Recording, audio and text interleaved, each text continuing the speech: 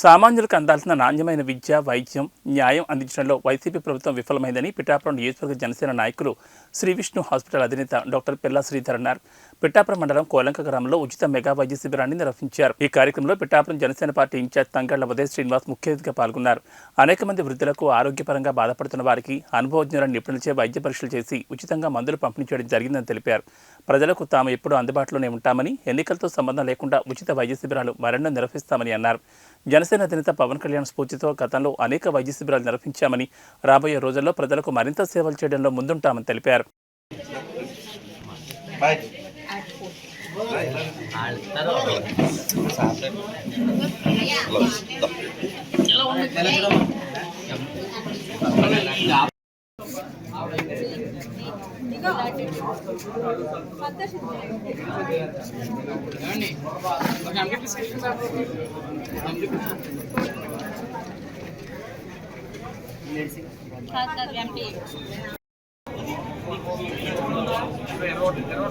వరలక్ష్మి అంటే ఎవరండి?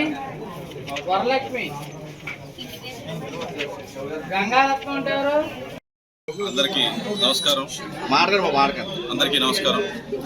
ఈరోజు కోలంకలో జనసేన నాయకులు డాక్టర్ పిల్లా శ్రీధర్ గారు, అలాగే వాళ్ళ బ్రదర్ శివ గారు కలిసి ఇప్పుడులాగే చేసే మంచి ప్రోగ్రాం ఫ్రీ మెడికల్ క్యాంప్ పెట్టడం జరిగింది.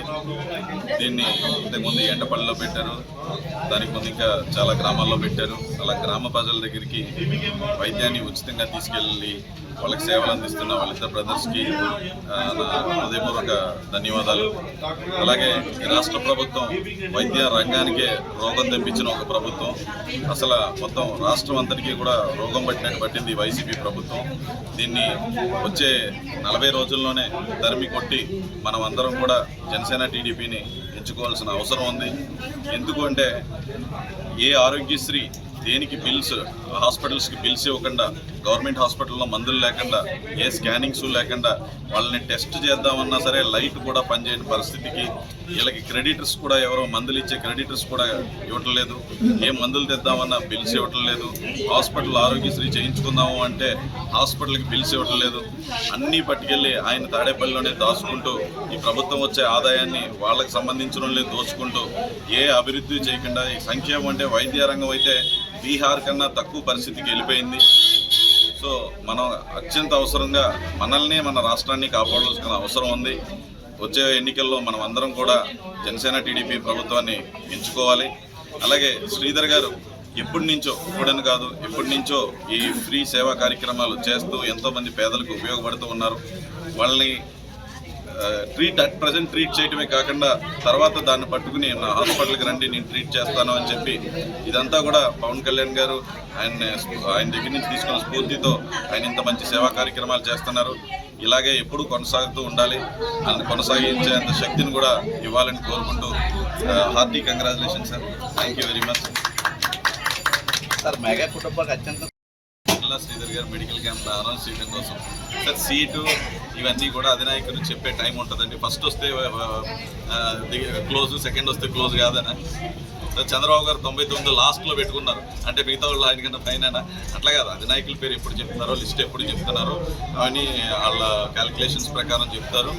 సో పిఠాపురంలో 100% ఇద్దరు కలిసి కూర్చొని మళ్ళీ అనౌన్స్ చేస్తారు. అది ఎన్నో రోజులు కాదు, 3-4 డేస్లో అనౌన్స్ చేస్తారు. అనౌన్స్ చేసిన తర్వాత కూడా స్టేట్లో హైయెస్ట్ మెజారిటీలో కంపల్సరీగా పిఠాపురం ఉంటుంది. దానికి కోలంక ప్రజలు మీరందరూ కూడా కలిపి కంపల్సరీగా కాంగ్రెస్ ఉమ్మడి అభ్యర్థిని గెలిపించుకోవాల్సిందిగా కోరుకుంటున్నాను. ఈరోజు పిఠాపురం మండలం కోలంక గ్రామంలో మెగా ఉచిత వైద్య శిబిరం నిర్వహించబడింది. ఈ కార్యక్రమంలో చూస్తూ ఉంటే అనేక మంది వృద్ధులు, ఆరోగ్యరీత్యా ఇబ్బంది పడుతున్న వారందరూ కూడా ఉచితంగా నిపుణులైన డాక్టర్ల చేత వైద్య పరీక్షలు చేయించి, బీపీ, షుగరు తదితర పరీక్షలు కూడా ఉచితంగా చేయించి అందరికీ కూడా ఉచితంగా మందులు అందజేయబడింది. ఈ పరిస్థితులు చూస్తూ ఉంటే ఎప్పుడు చెప్తూ ఉంటారు, పేదవాడికి అందాల్సింది ఉచిత నాణ్యమైన విద్య, నాణ్యమైన వైద్యం, న్యాయం కూడా అందాల్సిన పరిస్థితి ఉంది. ఈ మూడు కూడా ఈ ప్రభుత్వంలో లేవు. రానున్న ఎలక్షన్లో జనసేన తెలుగుదేశం ప్రభుత్వం ఏర్పడవడం అయితే ఆల్మోస్ట్ దాదాపుగా ఖరారు అయిపోయింది.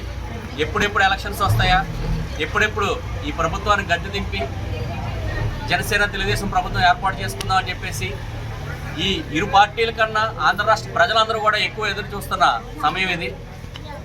ప్రభుత్వం ఏర్పాటు చేసిన తర్వాత నాణ్యమైన విద్య, నాణ్యమైన వైద్యం, న్యాయం కూడా ఖచ్చితంగా ప్రతి చివర పేదవాడికి కూడా అందుతుందని, ప్రతి ప్రజానీకంగా అందుతుందని చెప్పి ఈ సందర్భంగా తెలియజేస్తున్నాము. మా అధినేత పవన్ కళ్యాణ్ గారు స్ఫూర్తితో గతంలో కూడా అనేక సేవా కార్యక్రమాలు, వైద్య శిబిరాలు, అదేవిధంగా పిఠాపురం నియోజకవర్గంలో ప్రజల వైపు నుంచి ప్రభుత్వానికి వైఖరికి వ్యతిరేకంగా పోరాటాలు కూడా చేయడం జరిగింది.